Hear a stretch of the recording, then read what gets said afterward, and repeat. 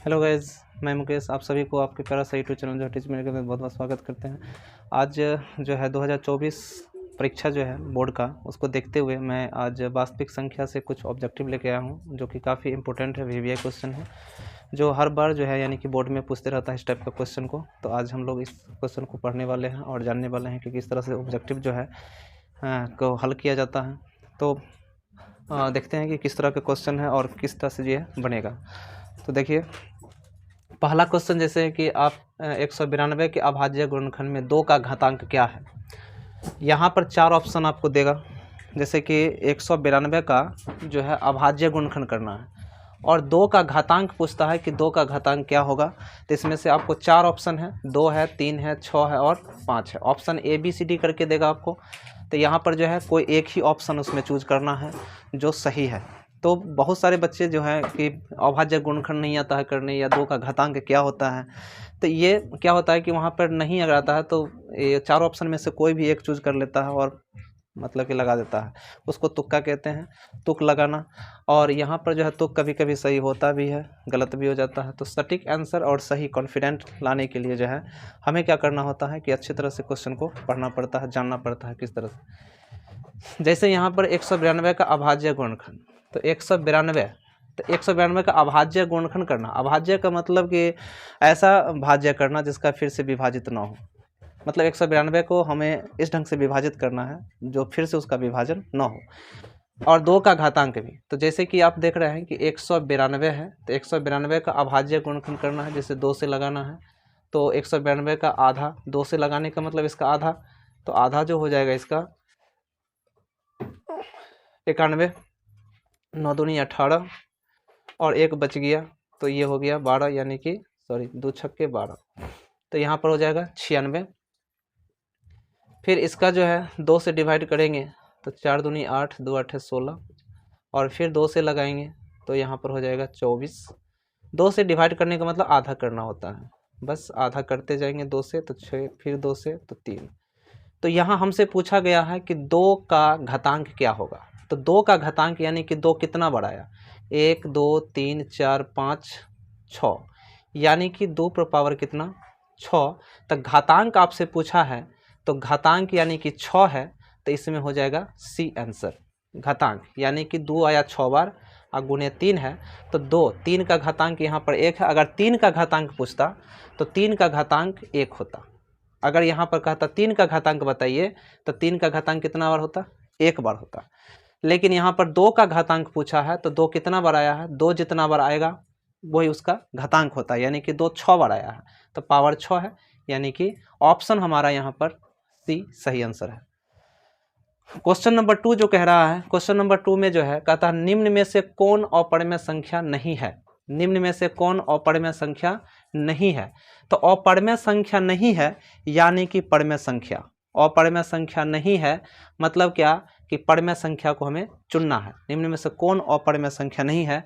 अगर यहाँ पर यह क्वेश्चन रहता है कि निम्न में से कौन अपरिमेय संख्या है तो अपरिमेय चुनते, लेकिन यहाँ क्या कह दिया, अपरिमेय संख्या नहीं है, मतलब क्या है कि परिमेय चुनना है। क्या चुनना है, परिमेय। तो परिमेय चुनने के लिए अब यहाँ पर देखिए, परिमेय और अपरिमेय का जो योग होता है वो अपरिमेय होता है। परिमेय और परिमेय का घटाव अपरिमेय होता है। तो ये ऑप्शन पहले तो परिमेय वाला जान लेंगे, ये परिमेय है ये तो होगा नहीं, ये परिमेय है ये भी, ये अपरिमेय है ये भी नहीं होगा। √3 और √5 है, जो कि √3 का कोई वर्ग नहीं, √5 का कोई वर्ग नहीं, तो इसी लेकर के जो है ये भी नहीं होगा क्योंकि रूट के अंदर में है। अगर ये रूट के अंदर में नहीं होता तब ये ऑप्शन होता, लेकिन ये दोनों रूट में होते हुए ये इसका वर्गमूल नहीं निकलेगा, इसी लेकर के ये भी नहीं होगा। तो बच गया चौथा ऑप्शन। तो आप डायरेक्टली इसको बना सकते हैं या फिर इनडायरेक्टली भी इसको आप बना सकते हैं, यानी कि 3 नहीं है तो चौथा ऑप्शन तो करेक्ट होगा कि यही इसका आंसर होगा। तो इस तरह से भी आप जो है ऑप्शन चुन सकते हैं कि अगर 3 नहीं है तो चौथा उसका एकदम सटीक हो जाता है। जैसे कि हम इसको काट सकते हैं, तो 4 तिया 12 और 4 का वर्गमूल 2, तो 2 निकल गया, 2/1 कर सकते हैं जो कि परिमेय संख्या है। That's all. दूसरा क्वेश्चन का आंसर जो है आपका सही आंसर डी होगा। अब जो है यहाँ पर मैं एक बार बता दूं कि आपको जो है मैं क्वेश्चन, ये जो ऑब्जेक्टिव है, मैं यानी कि जो है एमबीडी क्वेश्चन से, एमबीडी क्वेश्चन, एमबीडी जो है गेस पेपर, मैं उससे सॉल्व करवाता हूं। तो आप जो है अगर देखना चाहते हैं कि ये मेरा यानी कि एमबीडी जो भी अगर सोल्यूशन चाहते हैं कि मेरा ऑब्जेक्टिव का हर एक सोल्यूशन हमें चाहिए, तो आप वीडियो को जो है यानी कि इस चैनल को सब्सक्राइब जरूर कर लें और बेल आइकन को प्रेस कर दें, ताकि हर एक ऑब्जेक्टिव का जो नोटिफिकेशन होगा आप तक पहुँच जाए सबसे पहले। क्योंकि मैं ये 2024 जो एग्ज़ाम है आप लोगों का, उसको देखते हुए मैं ये ऑब्जेक्टिव क्वेश्चन सॉल्व कराऊंगा हर एक चैप्टर से। तो आप जो है सब्सक्राइब जरूर करें, ताकि आपको सबसे पहले जो है यानी कि मेरा वीडियो का जो नोटिफिकेशन है और बेल आइकन प्रेस करने के बाद आपको मिल जाएगा। तो एमबीडी वाले जितने भी होंगे या फिर जो भी ऑब्जेक्टिव का तैयारी करना चाहते हैं तो वो देख सकते हैं। तो यहाँ पर जो है अब तीसरा जो है यहाँ पर क्वेश्चन जो है कहता है कि निम्नलिखित में किसका दशमलव प्रसार शांत है। तो यहाँ पर जो है शांत और अशांत दो होता है। शांत का जो फॉर्मूला होता है, जैसे कि शांत क्वेश्चन जो है यानी कि पूछता है कभी शांत और कभी अशांत भी पूछ सकता है।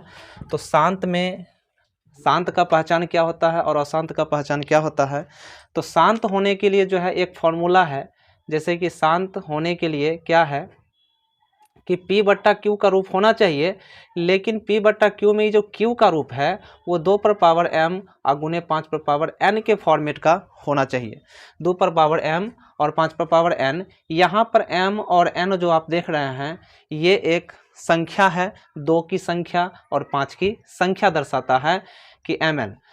तो हमें क्या करना है कि शांत कब होगा, तो शांत तब होगा जब Q का अभाज्य गुणनखंड 2 और 5 के गुणनखंड के रूप में हो, या फिर सिर्फ 2 हो तो भी वो शांत होगा, सिर्फ 5 हो तो भी वो शांत होगा, और 2 और 5 के अलावा कोई भी अगर तीसरा संख्या गुणनखंड में आ जाता है अभाज्य गुणनखंड में तो फिर वो अशांत हो जाता है। जैसे कि 3 आ जाए, जैसे कि 7 आ जाए, जैसे कि 11 आ जाए, तो ये सब जो है अगर आ जाए अभाज्य गुणनखंड में तो देखना है कि ऊपर से वो कटता है या नहीं।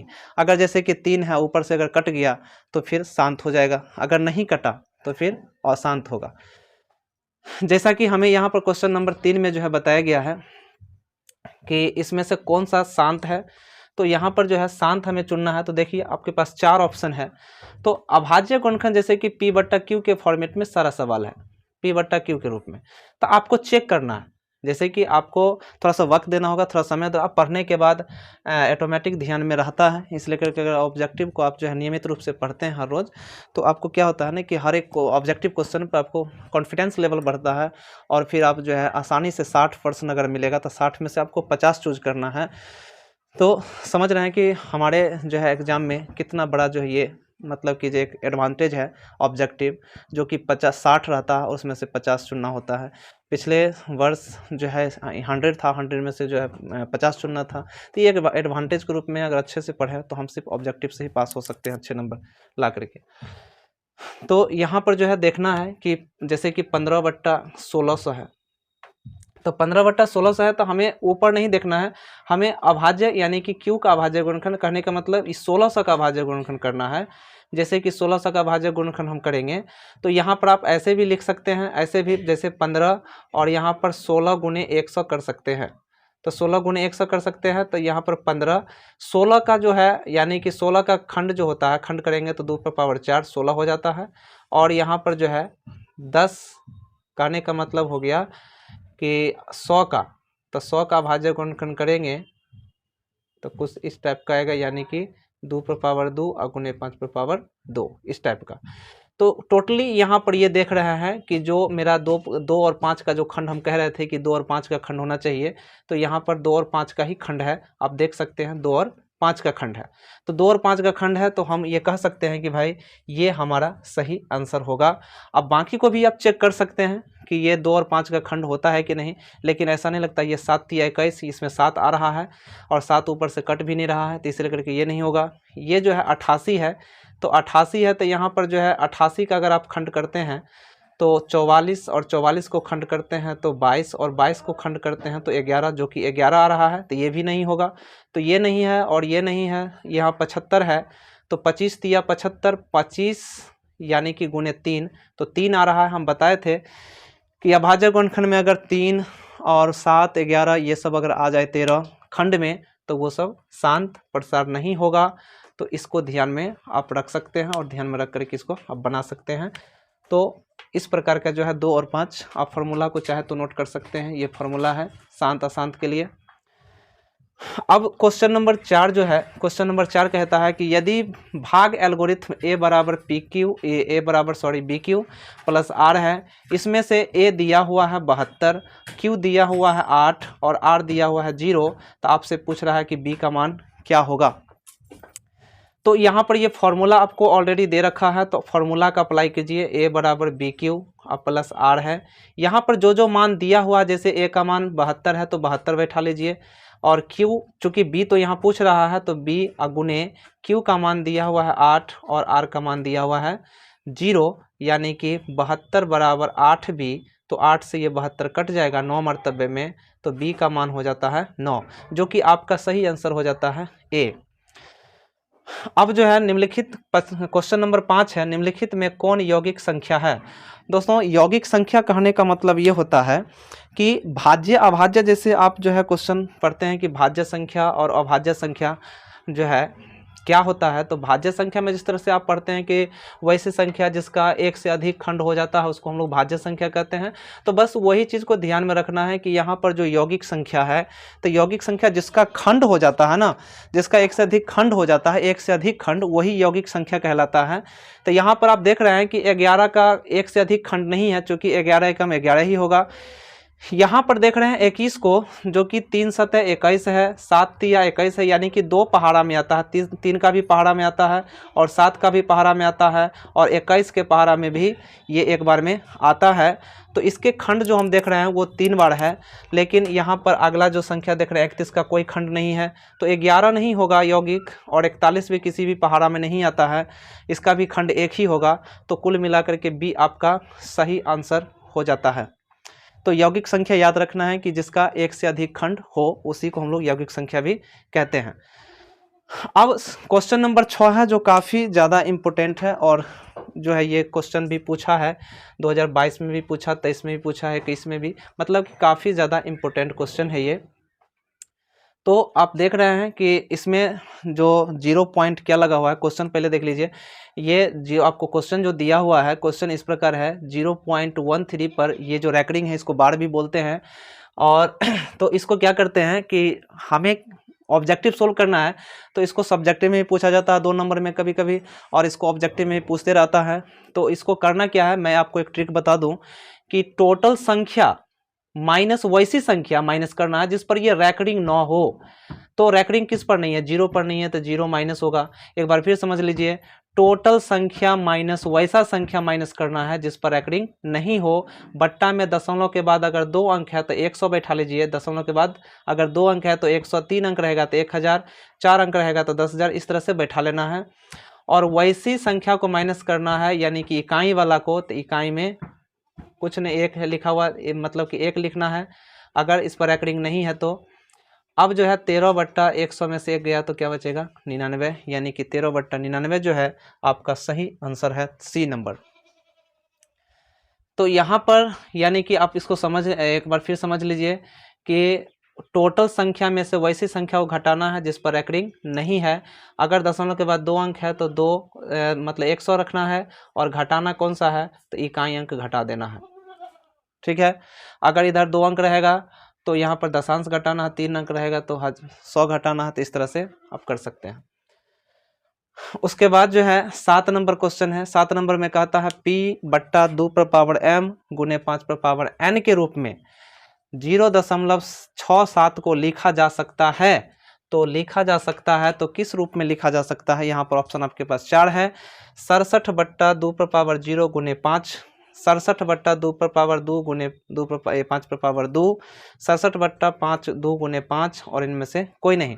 तो चेक करके देखना है, जैसे कि आपको 0.67 दिया हुआ है तो क्या करना है बच्चों, यहाँ पर दशमलव उड़ाना है, तो दशमलव के सामने 1 और 2 अंक है तो 2 0 बैठाना है।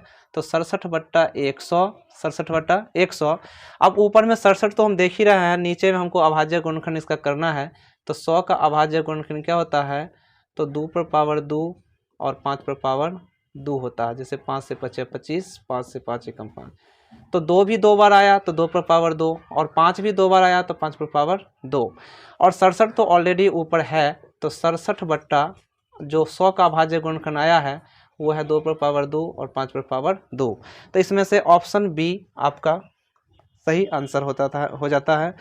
तो दोस्तों अगर ये वीडियो आप लोगों को अच्छा लगे तो वीडियो को जो है ज़रूर सब्सक्राइब करें, और जो है एमबीडी से रिलेटेड जो भी ऑब्जेक्टिव क्वेश्चन है उसको इस वीडियो के माध्यम से पढ़ाया जाएगा, इस चैनल के माध्यम से। तो जय हिंद, जय भारत।